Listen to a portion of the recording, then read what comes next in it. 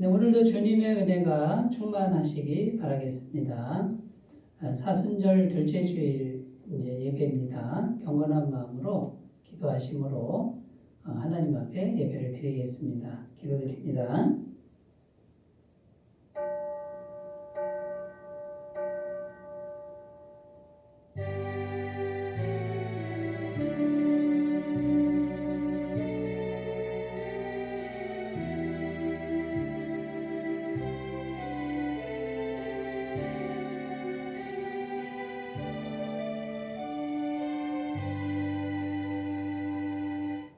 그러므로 우리는 예수로 말미암아 항상 찬송의 제사를 하나님께 드리자. 이는 그 이름을 증언하는 입술의 열매니라. 오직 선을 행함과 서로 나누어 주기를 잊지 말라. 하나님은 이 같은 제사를 기뻐하시느니라. 아멘. 선한 목자가 되시는 하나님 아버지, 목자는 양을 알고 양은 목자의 음성을 듣는다고 하셨습니다. 오늘도 순종하는 양과 같이 저희들이 주님의 음성을 듣고자 성전을 찾아왔습니다. 예배하는 모든 자녀들에게 풍성한 꼴을 먹여주시고 쉴만한 물가에서 평안히 눕게 하여 주옵소서. 찬송하며 기도할 때 우리의 지치고 상한 영혼이 위로받게 하시고 말씀을 들을 때에 우리 머리 위에 성령의 기름을 충만하게 부어 주시옵소서. 우리의 빈잔이 차고 넘쳐나게 하사 예배하는 모든 성도들이 하나님 나라를 경험하게 하시고 영생의 기름을 맛보게 하여 주옵소서. 성령 하나님께서 우리의 예배를 인도해 주시기를 원하오며 예수님의 이름으로 기원하옵나이다. 아멘. 다 같이 찬송가 36장을 함께 부르겠습니다.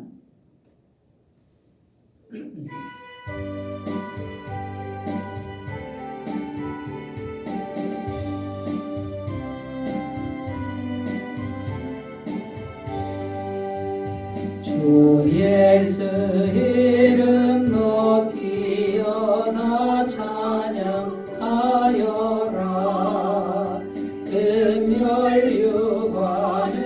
드려서 만유의 조찬양. 금멸유관을 드려서 만유의 주 찬양. 주 예수 강한 고난을 못 잊을 죄인아 대귀한 몸에 바쳐서 만유의 주 찬양. 대귀한 몸에 바쳐서 만유의 주 찬양. 이 지구 위에 거하는 온 세상 사람들 그 크신 위엄 높여서 만유의 주 찬양. 그 크신 위엄 높여서 만유의 주 찬양. 주 믿는 성도다 함께 주 앞에 엎드려 무궁한 노래 불러서 만유의 주 찬양. 무궁한 노래 불러서 만유의 주 찬양.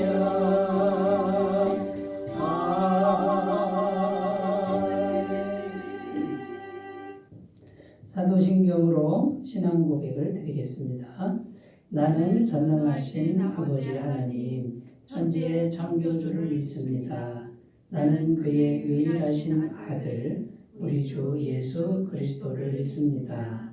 그는 성령으로 잉태되어 동정녀 마리아에게서 나시고 본디오 빌라도에게 고난을 받아 십자가에 못 박혀 죽으시고 장사된 지 사흘 만에 죽은 자 가운데서 다시 살아나셨으며 하늘에 오르시어 전능하신 아버지 하나님 우편에 앉아 계시다가 거기로부터 살아있는 자와 죽은 자를 심판하러 오십니다. 나는 성령을 믿으며 거룩한 공교회와 성도의 교제와 죄를 용서받는 것과 몸의 부활과 영생을 믿습니다. 아멘. 오늘 우리에게 주시는 하나님 말씀은 사사기 8장 22절에서 28절 말씀입니다. 사사기 8장 22절부터 28절까지 말씀입니다. 구약성경 375페이지에 있고요. 하나님 말씀을 제가 봉독해 드리겠습니다.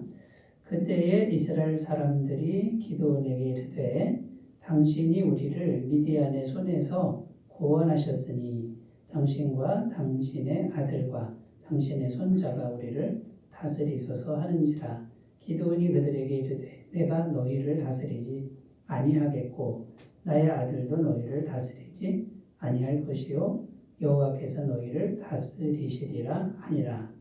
기드온이 또 그들에게 이르되 내가 너희에게 요청할 일이 있으니 너희는 각기 탈취한 귀고리를 내게 줄지니라 하였으니 이는 그들이 이스마엘 사람들이므로 금 귀고리가 있었음이라.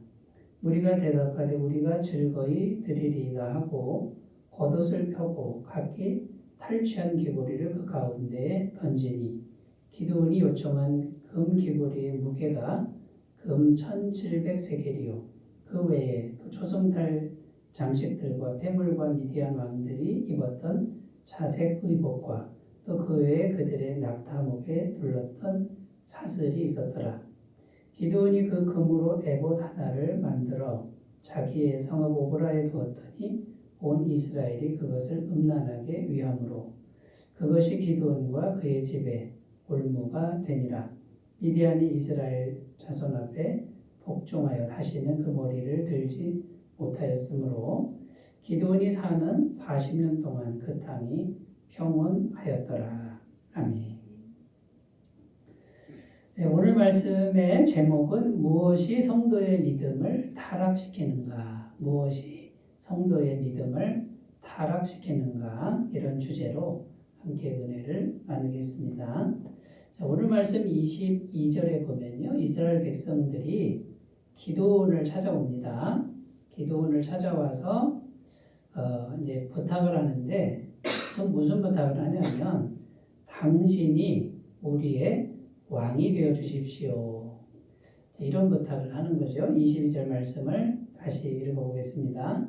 당신이 우리를 미디안의 손에서 구원하셨으니 당신과 당신의 아들과 당신의 손자가 우리를 다스리소서 하는지라. 그러니까 당신만 왕이 되는 게 아니고 아들과 손자들 대대로 왕으로 모시겠습니다. 이런 제안을 이스라엘 백성들이 한 것입니다. 엄청난 유혹이죠. 엄청난 유혹이 되는 그런 제안 아닙니까? 이제 한 나라의 왕이 될 수 있는 그런 기회가 찾아온 겁니다. 자, 그런데 기드온은요, 거절합니다. 내가 다스리지 않고 여호와께서 너희를 다스릴 것이다 하고 이 유혹을 이제 거절합니다. 나는 왕이 안 되겠다. 이렇게 거절을 하죠. 참 잘한 결정이라고 말할 수 있습니다. 하나님 자리를 사람인 자기가 차지하는 그런 죄를 범할 수 있는 이제 그 유혹을 물리친 이제 그런 모습을 보여준다라는 것이죠. 자, 그런데 그 다음에 펼쳐지는 말씀이 뭐냐면 그 대신에 나한테 전리품을 주시오 이렇게 이제 지금 기드온이 부탁을 하는데 너희가 가지고 있는 금 귀걸이. 그 금 귀걸이가 뭐냐면요. 그때 당시에 말하자면 우상 숭배할 때 쓰는 그 귀걸이를 이게 뭐냐면 우상의 어떤 그 조각품을 금으로 만들어서 이제 사람들이 달고 다닌 거죠. 그러면 그게 이제 우상의 어떤 형상인데 그걸 달고 다니면 복을 받는다 뭐 이런 겁니다. 그러니까 기드온은 아마 그것이 보기 싫었던 것 같습니다. 그러니까 너희들 금고리 금으로 된 거 다 나에게 좀 주시오. 달라고 하고 그걸 다 거두어 가지고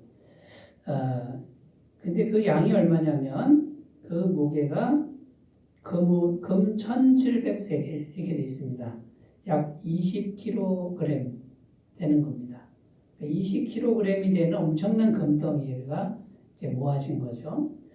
자, 근데 여기까지는 좋은데 기드온이 그 금덩이를 가지고 에봇을 만들었다 이렇게 되어 있습니다. 금으로 된 에봇.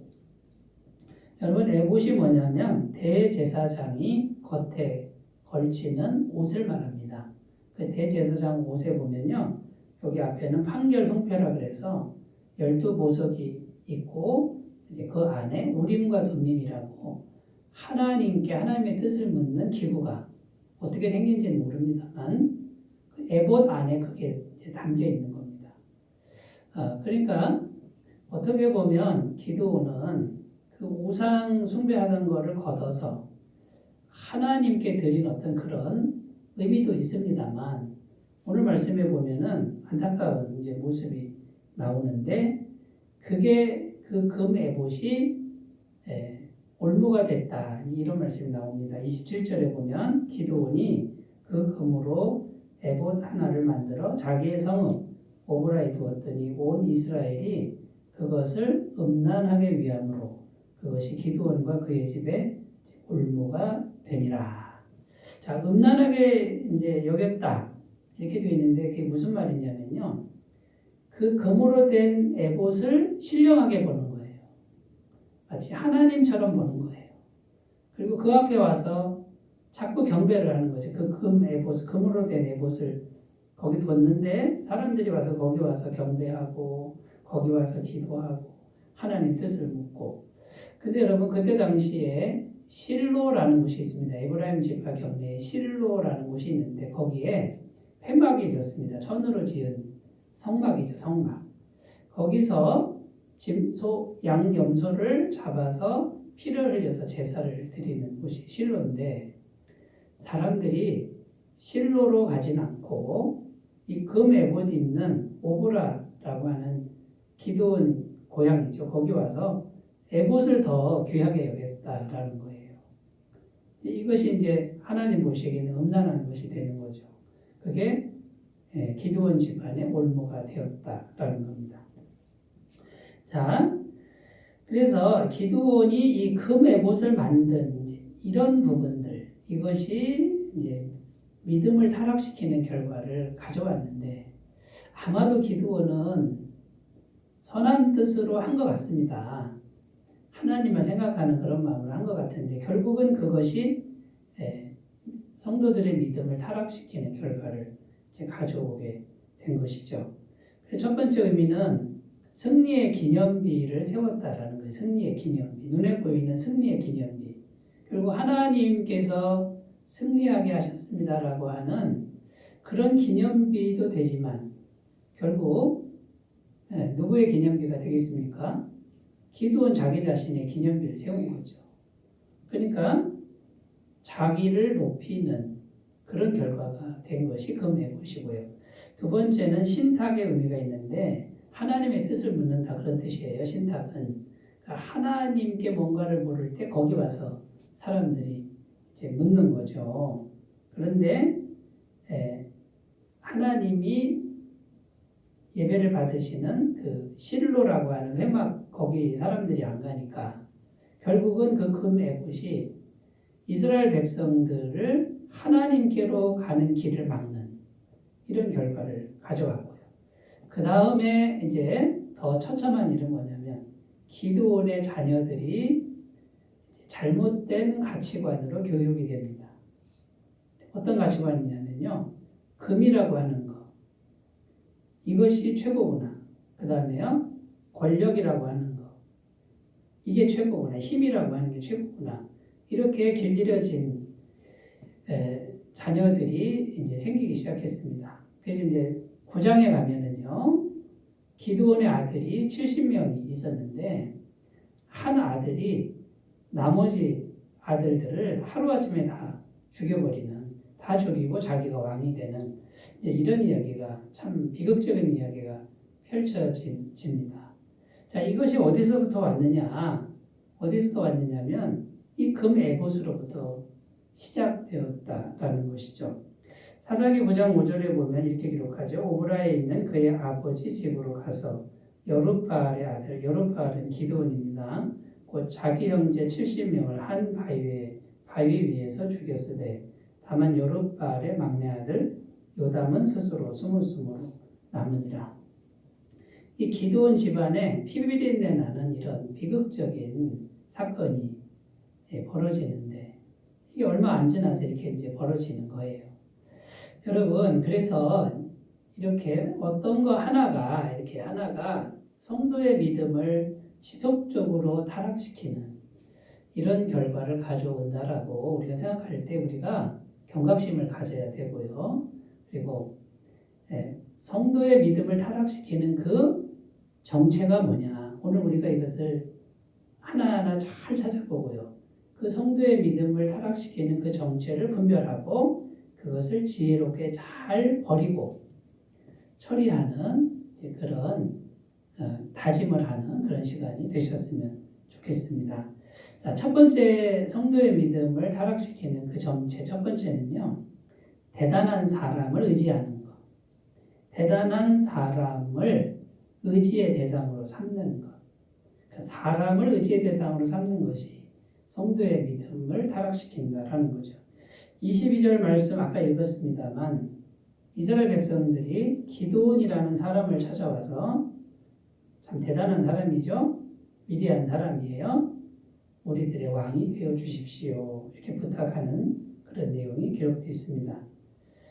자, 이것이 왜 타락의 요인이 되는 걸까요? 여러분, 사람은 믿을 것이 못 된다 이거예요. 믿을 수 있는 존재가 아니다라는 거죠. 특히 사람의 마음은 믿을 수 없습니다. 성경은 이것을 이제 말씀하고 있는 거죠. 자, 사사시대가 끝나면 이제 왕정시대가 옵니다. 이제 한 사람을 왕으로 세우고 백성들이 하도 원해가지고 사무엘 선지자가 사울 왕을 왕으로 세우는데 이게 전부 뭐냐면 하나님이 기뻐하시지 않으셨습니다.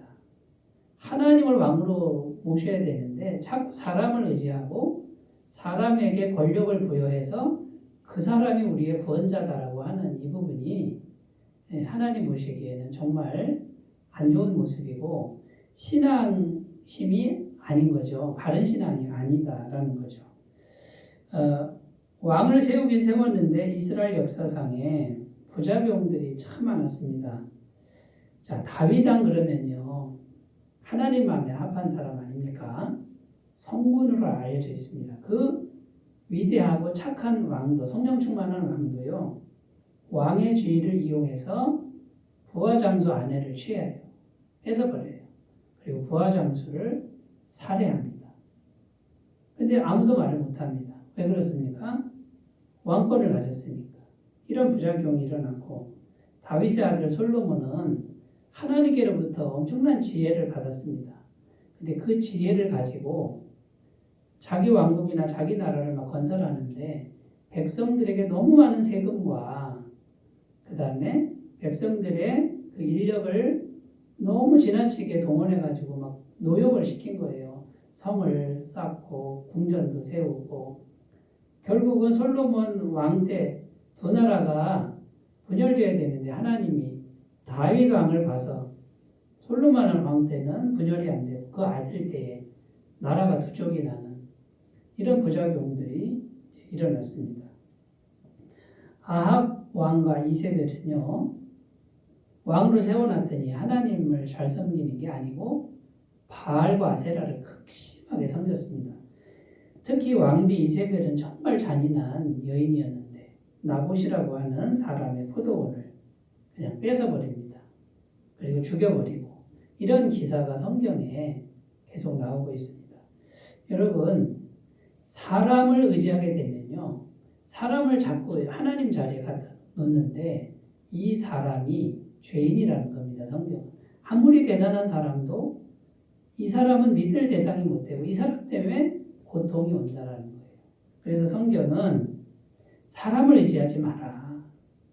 어떤 대단한 사람도 그 사람을 하나님 자리에 갖다 놓으면은 그건 비극이 발생한다라고 성경은 말씀하고 있는 것입니다. 시편 51편 5절입니다. 내가 죄악 중에서 출생하였으며 어머니가 죄 중에서 나를 잉태하였나이다. 다윗 왕이 한 고백인데요. 오늘 우리들하고 똑같습니다. 우리가 죄를 갖고 태어났다 그 말이에요. 그러니까 언제 타락할지 모르는 그런 존재가 우리라고 말씀하고요. 예레미야 17장 9절 만물보다 거짓되고 심히 부패한 것은 마음이라 누가 능히 이를 알리오마는. 여러분, 우리 마음은 심히 부패하고 거짓되다. 이게 성경이 증언하는 거예요. 그런데 어떤 대단한 사람도 다 마음이 그렇다라는 거죠. 그러니까 사람을 의지의 대상으로 놓는 것, 그것이 계속해서 우리의 믿음을 타락시킨다라는 것을 우리가 꼭 기억하셨으면 좋겠습니다. 잠언 16장 9절입니다. 겸손한 자와 함께하여 마음을 낮추는 것이 교만한 자와 함께하여 탈취물을 나누는 것보다 나으니라. 그러니까 여러분, 비결이 뭡니까? 나 자신 의지하는 거 그거 내려놔야 됩니다. 그리고 마음을 항상 겸손하게, 우리가 항상 나 자신은 못 믿는 존재다라고 하나님만 의지하는 이 믿음으로 나아가셨으면 좋겠습니다. 사람의 마음 믿을 것이 못된다. 성경이 이렇게 말하고, 두 번째는 사람의 능력도 믿을 것이 못된다.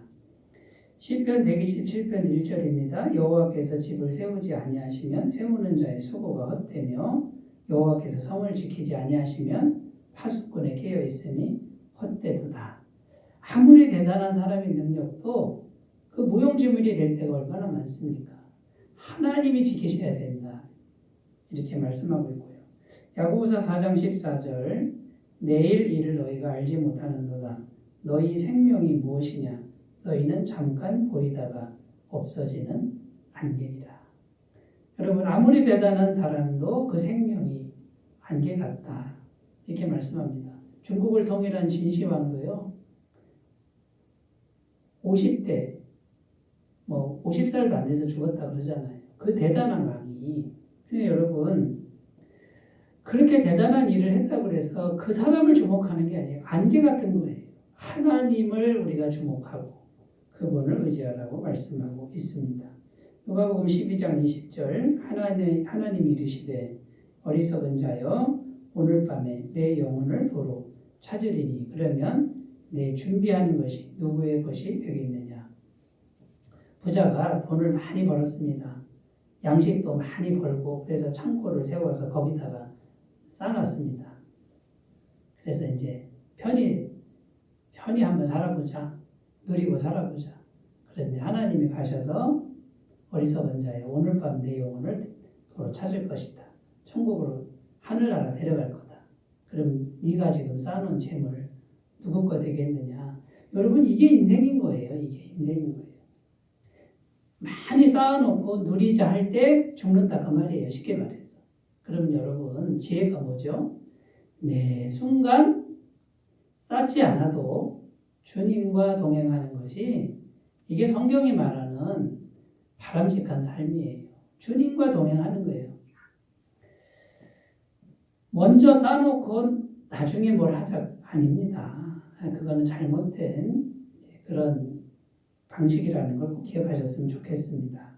자, 그러니까 여러분, 대단한 사람 절대로 의지의 대상으로 두는 게 아니고요. 자기 자신 절대 자기 자신 믿으면 안 됩니다. 오직 하나님만 의지하라.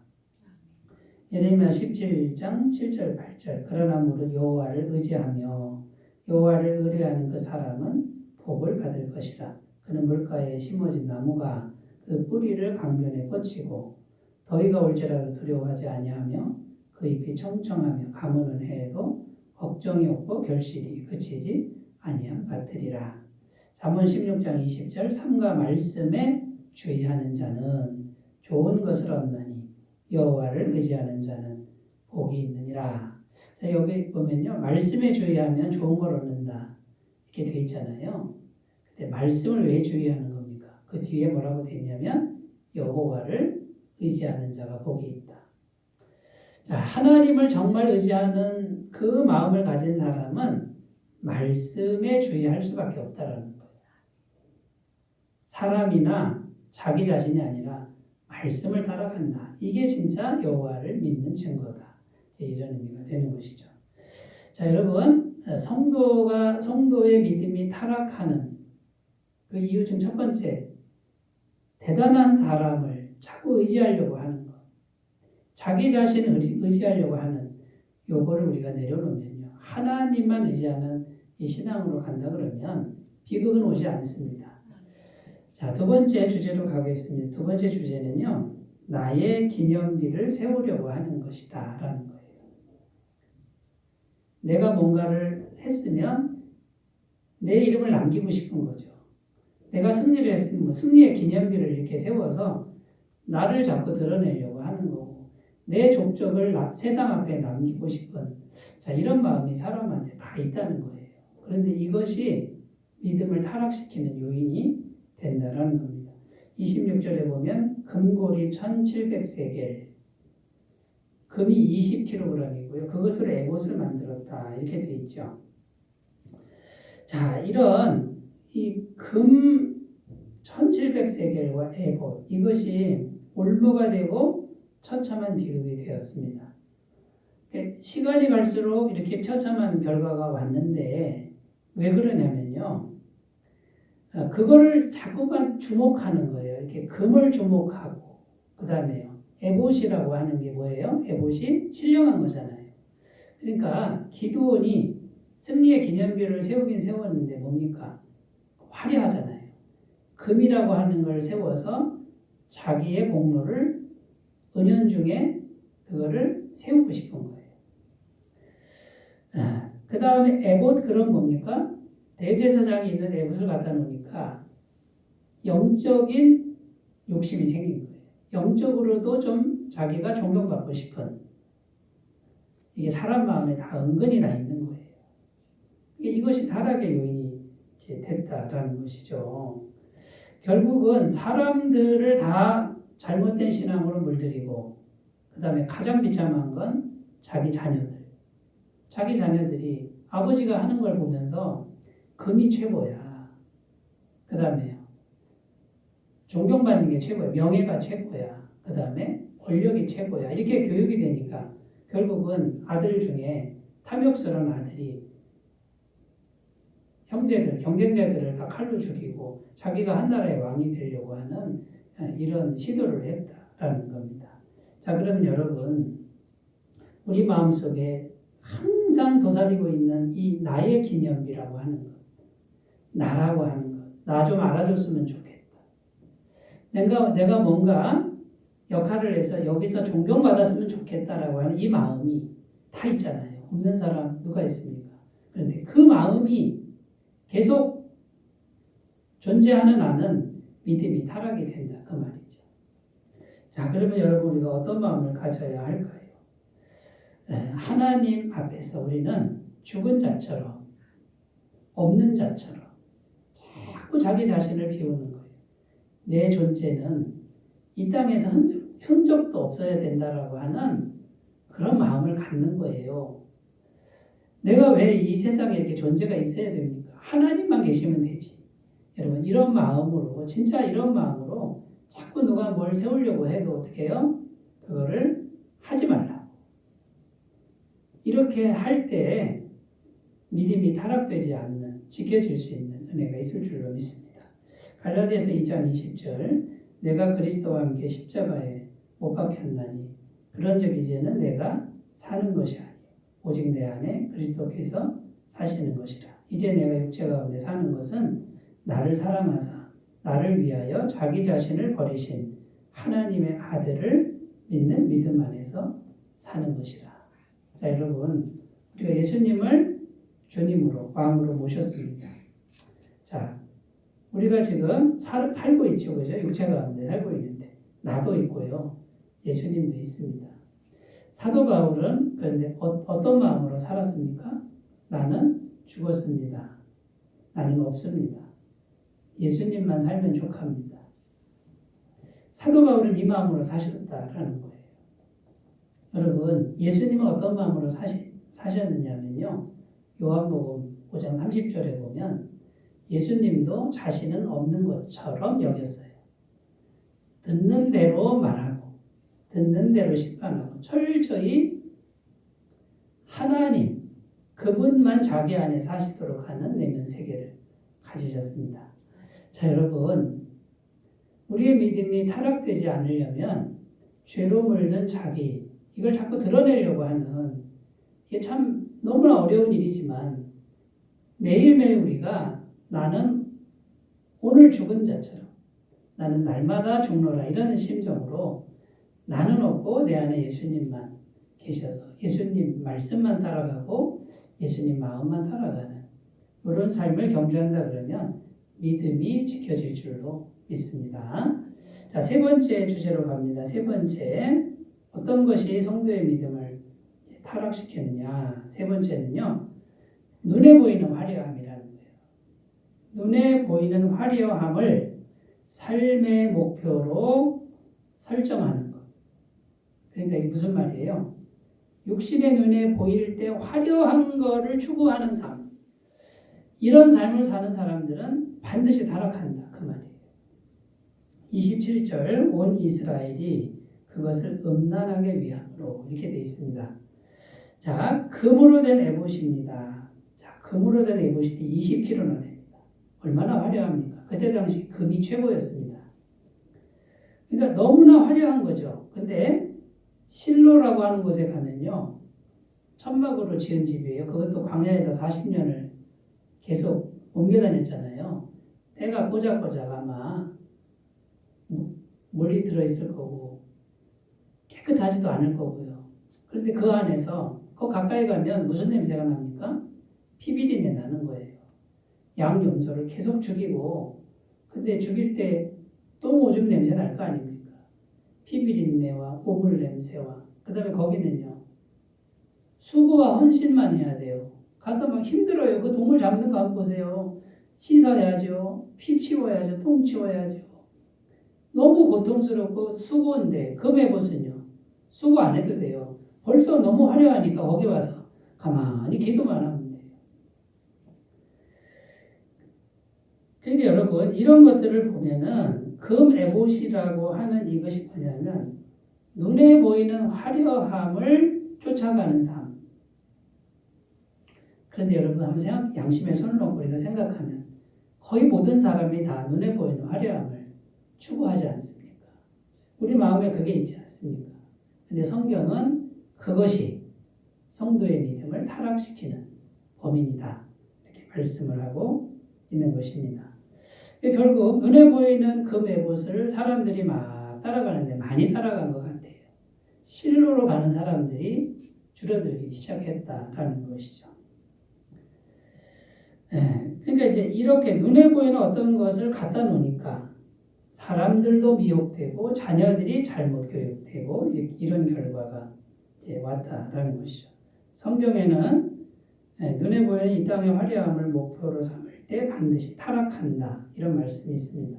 마태복음 6장 1절, 사람에게 보이려고 그들 앞에서 너희 의를 행하지 않도록 주의하라. 그리하지 아니하면 하늘에 계신 너희 아버지께 상을 받지 못하느니라. 예수님 당시 바리새인들, 종교 지도자들도 똑같았습니다. 사람들 눈에 자기가 화려하게 보이기를 원한 거죠. 요한일서 2장 15절 16절, 이 세상이나 세상에 있는 것들을 사랑하지 말라. 누구든지 세상을 사랑하면 아버지의 사랑이 그 안에 있지 아니하니 이는 세상에 있는 모든 것이 육신의 정욕과 안목의 정욕과 이생의 자랑이니 다 아버지께로부터 온 것이 아니요 세상으로부터 온 것이라. 자, 여기 정체가 나오는데요. 눈에 보이는 화려함을 쫓는 그 마음이 무슨 마음이냐면 육신의 정욕, 안목의 정욕, 이생의 자랑. 우리 속에 있는 정욕이란 말이죠. 세상 정욕이에요. 세상 욕심이 눈에 보이는 화려함을 따라가게 한다는 거죠. 아버지께로 온 게 아니다. 성경은 이렇게 분명히 말씀하고 있는 겁니다. 자, 그런데 또 성경은 보이지 않는 하나님을 목표로 삼을 때 모든 것이 질서 있고 조화를 이룬다라고 증언합니다. 마태복음 6장 33절 그런즉 너희는 먼저 그의 나라와 의를 구하라. 그리하면 이 모든 것을 너희에게 더하시리라. 자, 이 모든 거 먹을 거 마실 거 입을 것이 안정되게 공급되는데 어떻게 하면요? 보이지 않는 하나님의 나라, 하나님의 뜻 보이지 않잖아요. 화려하지 않아요. 그걸 먼저 추구하면 삶의 질서가 잡힌다라는 거예요. 시편 1편 2절 3절 오직 여호와의 율법을 즐거워하여 그의 율법을 주야로 묵상하는도다. 그는 시냇가에 심은 나무가 철을 따라 열매를 맺으며 그 잎사귀가 마르지 아니함 같으니 그가 하는 모든 일이 다 형통하리로다. 자, 현실적으로 모든 일이 다 형통한 이게 어디서부터 온다고요? 말씀을 묵상하는 것. 자, 여러분 말씀이 눈에 보입니까? 안 보이잖아요. 말씀은 화려하지 않아요. 말씀 묵상한다고 뭐 현실적으로 화려한 게 오겠어라는 의구심이 들 수밖에 없어요. 성경은 말씀을 묵상해라. 보이지 않는 말씀, 하나님 그분을 묵상하고 그러면 시냇가에 심은 나무가 되어 이 세상에 모든 일이 형통한 이 은혜를 준다라는 거예요. 여러분, 목표를 뭘로 삼느냐? 내 삶의 목표를 뭘로 삼느냐? 보이지 않는 말씀, 보이지 않는 하나님을 그분이 내 삶의 목표가 될 때, 종착점이 될 때 보이는 모든 세계가 질서가 잡히고 조화가 이루어진다는 말씀을 꼭 기억하셨으면 좋겠습니다. 자, 여러분, 하나님이 우리에게 광야를 허락하실 때가 있어요. 광야. 아무것도 없는 광야. 다 빼앗긴 광야. 먹고 살기 힘든 광야. 하나님만 바라봐야 되는 이 광야. 화려함이 전혀 없는 광야를 왜 허락하실까요? 여러분, 이 광야를 허락하는 이 기간은요, 하나님만 바라는 이걸 훈련하는 기간이에요. 화려함이 전혀 없는 곳으로 우리를 몰아가는 거예요. 화려함을 찾을래야 찾을 수 없는 그 환경으로 몰아가는. 왜요? 눈에 보이지 않는 하나님만을 추구하는 이것이 몸에 배도록 하는 훈련이에요. 이스라엘 백성들은 40년 훈련했는데도 안 됐어요. 그래서 가나안 땅에 못 들어갔어요. 여러분, 이 세상의 화려함을 추구하는 이 삶의 목표를 내려놔야 믿음이 유지가 되고 믿음이 성장합니다. 신명기 8장 3절 너를 낮추시며 너를 줄이게 하시며 또 너도 알지 못하며 내 조상들도 알지 못하던 만나를 내게 먹이신 것은 사람이 떡으로만 사는 것이 아니요 여호와의 입에서 나오는 모든 말씀으로 사는 줄을 내가 알게 하려 하십니다. 하나님이 우리에게 네가 이걸 좀 알았으면 좋겠다. 이걸 꼭 좀 알았으면 좋겠다. 뭘요? 떡을 추구하지 말고 눈에 보이는 떡, 이게 화려함이죠. 세상의 화려함. 눈에 보이는 떡을 추구하는 게 아니라 보이지 않는 말씀을 추구하는 사람이 되봐라. 하나님이 말씀으로 떡을 공급하신다. 이걸 알았으면 좋겠다 해서 광야길을 허락하신다라는 거예요. 여러분, 혹시 화려함을 다 잃어버리고 광야 한가운데 있지 않습니까? 여러분, 그 자리가 축복의 자리입니다. 멸망의 자리가 아니라 하나님을 새롭게 만날 수 있는 자리이고 그 자리에서 비로소 아무것도 화려함이 없는 추구할 수도 없는 그곳에서 보이지 않는 하나님을 마음에 두시고 그 하나님과 친밀한 것을 목표로 해서 걸어가시는 분은 모든 것이 다 공급되고 회복되는 그런 역사가 반드시 있을 줄로 믿습니다. 자, 여러분, 무엇이 성도의 믿음을 타락시키는가? 사람 의지하는 것. 대단한 사람 내려놓으세요. 자기 자신 내려놓으시고. 두 번째는 뭡니까? 나의 기념비, 내 이름 없는 것처럼 매일 여기시고. 세 번째, 눈에 보이는 화려함을 목표 지점에서 내려놓으시면 신앙이 지켜질 줄로 믿습니다. 날마다 믿음이 자라가시는 귀한 은혜가 있으시길 바라겠습니다. 기도합니다. 하나님 아버지, 정말 은연중에 나도 모르는 사이에 믿음이 타락할 수 있다라는 것 오늘 말씀을 통해서 알았는데 그 정체도 알았습니다. 우리가 잘 대처할 수 있도록 도와주옵소서. 예수님의 이름으로 기도드립니다. 아멘. 찬송가 545장 545장입니다.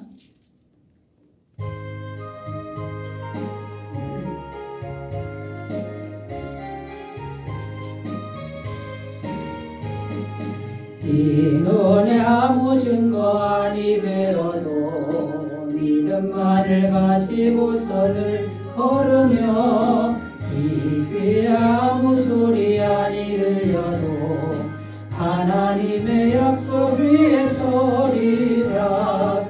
걸어가세 믿음 위에 서서 나가세 의심 버리고 걸어가세 믿음 위에 서서 눈과 귀에 아무 증거 없어도 이 눈이 보기에는 어떠하든지 이미 얻은 증거대로 늘 믿으며 이 마음에 의심 없이 살아갈 때에 우리 소원 주 안에서 이루리.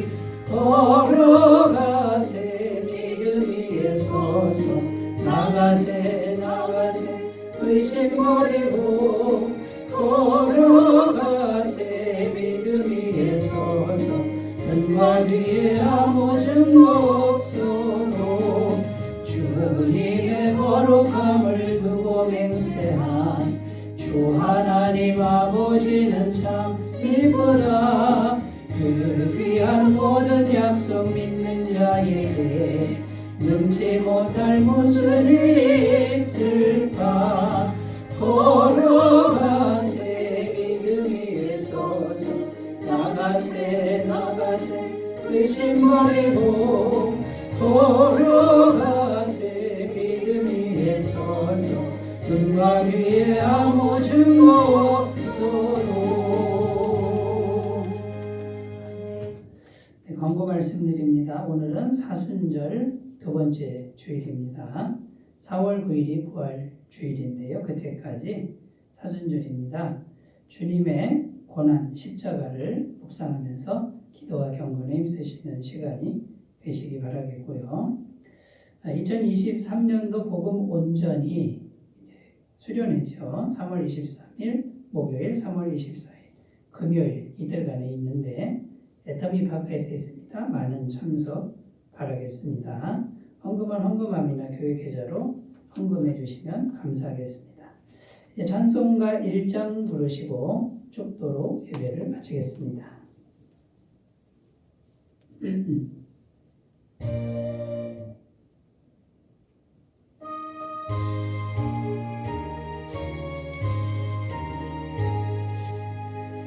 만복의 근원 하나님 온 백성 찬송 드리고 저 천사여 찬송하세. 찬송 성부 성자 성령